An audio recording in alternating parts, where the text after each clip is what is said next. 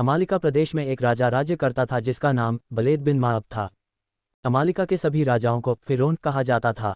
जब इस फिरौन के हाथ में मिस्र का राज्य आया तो यह दौलत के नशे में पागल हो उठा और यह कहकर कि खुदा कोई चीज़ नहीं है, मैं ही सब कुछ हूँ, रियाया से अपने को सिजदा करने के लिए कहने लगा। कुतुबियों ने तो खुशी खुशी फिरौन के सामने मस्तक नमा दिए, लेकिन बनी इस्राइलों ने मस्तक नमाने से इनकार कर दिया। अब फिरौन बनी इस्राइलों से नाराज़ रहने लगा। वह किसी बनी इस्राइल से मैला उठवाता, किसी से पत्थर तोड़वाता। सारांश यह कि वह उनसे ऐसे घृणित और कठोर काम लेता जिन्हें वे कर भी न पाते। एक रात अचानक फिरौन को सपना दिखा कि एक आग शाम देश की ओर से आई है और उसने उसके और दूसरे कुतुबियों के घरों को एकदम जला दिया है। सुबह होने पर उसने ज्योतिषियों से अपने इस सपने का फल पूछा। उन्होंने बतलाया कि आज रात को बनी इस्राइल खानदान में एक ऐसा गर्भ रहेगा जो पैदा होकर तेरी जान को लेने वाला बनेगा। यह सुनकर तो फिरौन के पांवों के नीचे से मिट्टी खिसकने लगी।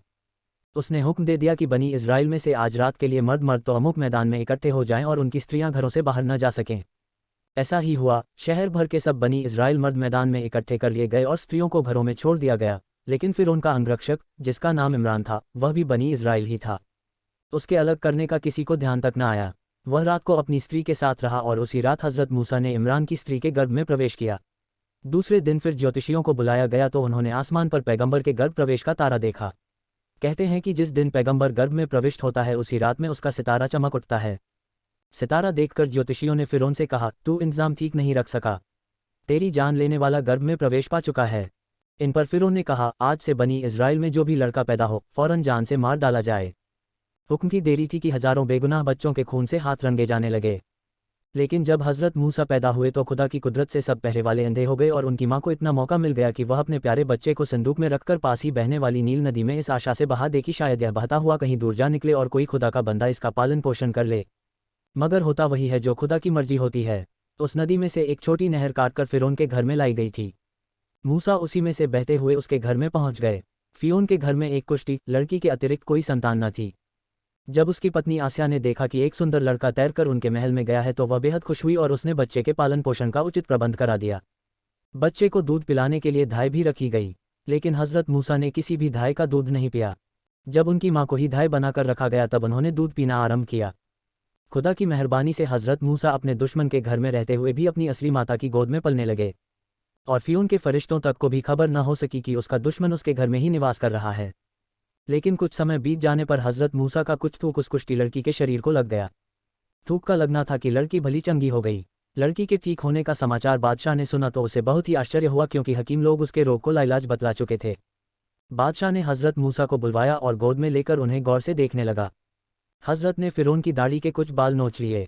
इस पर बादशाह को बहुत क्रोध आया और उसे बनी इस्राइल के खानदान का समझकर फौरन मारने का हुक्म दे दिया। लेकिन कुछ लोगों के समझाने से और खुदा की तरफ से फिरौन के दिल में मोहब्बत पैदा की जाने के कारण परीक्षा की समाप्ति तक उसके मारने का हुक्म वापस ले लिया गया। परीक्षा यह थी कि बच्चे के सामने दो थालियों में एक में लाल और एक में दहकते हुए अंगारे रखे जाएं। अगर यह कोई साधारण बच्चा होगा तो चमकता हुआ आग का अंगारा उठाएगा और कोई दिव्य पुरुष होगा तो लाल उठाएगा। दोनों थालियां सामने आईं तो हज़रत चाहते थे कि लाल उठा लें, लेकिन जिब्राइल ने उनका हाथ अंगारों पर रख दिया जिससे उनका हाथ जल उठा। फिर उन्होंने एक अंगारा मुंह में दे लिया जिससे मुंह भी जल उठा और तोतले बोलने लगे और आखिर तक बोलते रहे। इस पर बादशाह और उसके साथियों को बिल्कुल निश्चय हो गया कि यह तो कोई बेवकूफ़ लड़का है, पैगंबर नहीं, क्योंकि पैगंबर तो जन्म से ही चालाक और होशियार होते हैं। अगर यह पैगंबर होता तो अपना हाथ और मुंह क्यों जला लेता। इसके बाद उन पर किसी प्रकार का संदेह नहीं किया गया और वह स्वतंत्रतापूर्वक राजघराने में निवास करने लगे। अब सब लोग उन्हें फिरौन का लड़का कहकर ही पुकारते। हज़रत मूसा की अवस्था लगभग 20 वर्ष हुई तो उन्होंने इज़राइल के उद्धार के लिए कमर कस ली और छुप छुप कर लोगों को समझाने बुझाने लगे। उनको पर्यटन का बेहद शौक था। एक दिन वह जंगल की ओर जा रहे थे तो देखते क्या है कि एक कुतबी किसी बनी इज़राइल के सिर पर लकड़ियों का भारी गट्ठर रखे हुए चला आ रहा है। बोझ से तंग आकर बेचारे बनी इज़राइल ने गट्ठर जमीन पर पटक दिया। इस पर कुतबी मारे क्रोध के लाल हो गया और बनी इज़राइल को मारने को तैयार हुआ। तभी बनी इज़राइल ने हज़रत मूसा को उधर से आता देख दुहाई मचाना शुरू कर दिया। हज़रत मूसा झपटकर वहां पहुंचे और कुतबी के जोर से ऐसा घुसा मारा कि उसने वहीं तड़प तड़प कर प्राण दे दिए। फिरौन को इस दुर्घटना का पता चला तो उसने हज़रत मूसा की हाजिरी का हुक्म दिया। हज़रत ने अपने दोस्तों से सलाह की कि अब क्या करना चाहिए। दोस्तों ने राय दी कि अब भला इसी में है कि तुम रफू चक्कर हो जाओ, नहीं तो जान पर आ बनेगी। दोस्तों की सलाह मानकर हज़रत मूसा जंगल की ओर निकल गए। जंगल में यह देखते क्या है कि दो लड़कियां कुछ बकरियों को घेरे हुए एक कुएं के निकट खड़ी हैं। जब इन्होंने उनका परिचय पूछा तो उन्होंने बतलाया कि हम शोअब पैगंबर की लड़कियां हैं। हमारा पिता अंधा और दुर्बल है, इसलिए हमें ही बकरियां चरानी पड़ती हैं। आज हम दूसरे बकरी चराने वालों के साथ यहाँ आई थी तो उन्होंने अपनी बकरियों को पानी पिलाकर फिर कुएं के ऊपर पत्थर रख दिया जिससे हम अपनी बकरियों को पानी न पिला सकें। यह सुनकर हज़रत मूसा को बड़ा रहम आया। इन्होंने कुएं से 40 डोल पानी खींचकर उनकी सब बकरियों को पिला दिया।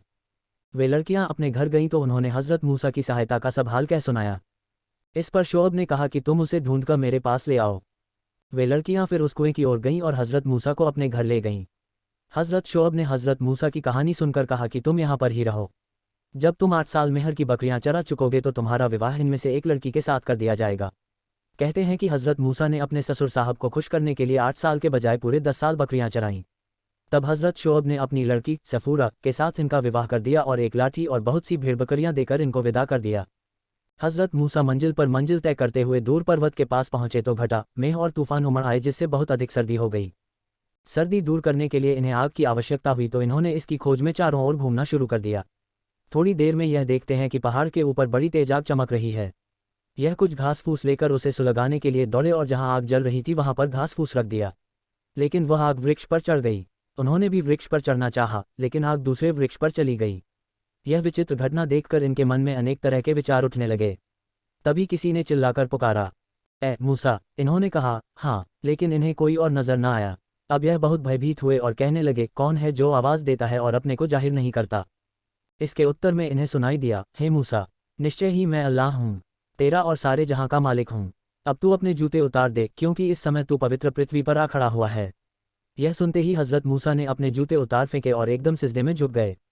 फिर खुदा ने कहा, आज से मैंने तुझे पैगंबरी अता की। तू यहाँ से सीधा मिस्र जा और फिरौन को आस्तिक बनाने की कोशिश कर, नहीं तो इसराइलों को वहाँ से निकाल ला। खुदा की आज्ञानुसार हज़रत मूसा ने फिरौन से जाकर कहा, मैं पैगंबर हूँ, तुम मुझ पर ईमान लाओ। इस पर फिरौन ने जवाब दिया, क्या तू वही मूसा नहीं है जो कल तक मेरा बेटा कहलाता था? कल तो तू यहाँ से अपनी जान लेकर भागा था और आज पैगंबर बनकर आ गया। कहते हैं कि इस पर हज़रत मूसा ने अपनी लाठी पटकी। यह लाठी फौरन अजगर बन गई। इस अजगर के 700 दांत और हाथियों जैसे पांव थे। इसके सारे बदन पर बच्चियों जैसे बाल थे। यह अजगर फौरन फिरौन पर झपटा। फिरौन ने हज़रत मूसा से प्रार्थना की, मुझे इस बार बचा लो, मैं जरूर ईमान ले आऊँगा। हज़रत मूसा ने अजगर को हाथ में उठाया तो वह पहले की तरह फिर लाठी बन गया। इसी तरह हज़रत ने और भी कई चमत्कार दिखलाए लेकिन वह धूर्त फिर भी ईमान न लाया। तब हज़रत मूसा ने उचित समझा कि बनी इसराइलों को यहाँ से निकाल ले चलूँ। एक रात में इन्होंने सब बनी इसराइलों को लेकर कुछ बोल दिया। जब वे कुछ दूर निकल गए तो फिरौन को उनके चोरी से भाग निकलने का समाचार मालूम हो गया।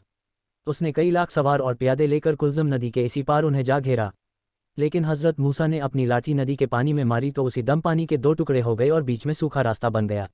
बात की बात में हज़रत मूसा और सब बनी इस्राएल रास्ते में से होते हुए उस पार निकल गए। यह सब कुछ देखकर फिरौन बहुत घबराया। उसने चाहा कि वह भी नदी पार कर जाए, लेकिन देखते ही देखते पानी के दोनों हिस्से फिर मिल गए और पानी में घुसने का साहस फिरौन न कर सका। लेकिन खुदा तो उसको डुबाना ही चाहता था, इसलिए खुदा के हुक्म से जिब्राइल एक घोड़ी पर सवार होकर फिरौन के घोड़े के सामने आकर खड़े हो गए। घोड़ा घोड़ी को देखते ही भड़क उठा और फिरौन के काबू से बाहर हो गया। यह देखकर हज़रत जिब्राइल ने अपनी घोड़ी को दरिया में छोड़ दिया और उसके पीछे पीछे फिरौन का घोड़ा और उसके पीछे तमाम शाही लश्कर भी दरिया में कूद पड़ा। हज़रत जिब्राइल तो अपनी घोड़ी कुदाते हुए बच निकले किंतु फिरौन और उसके सब साथी वहीं डूब गए।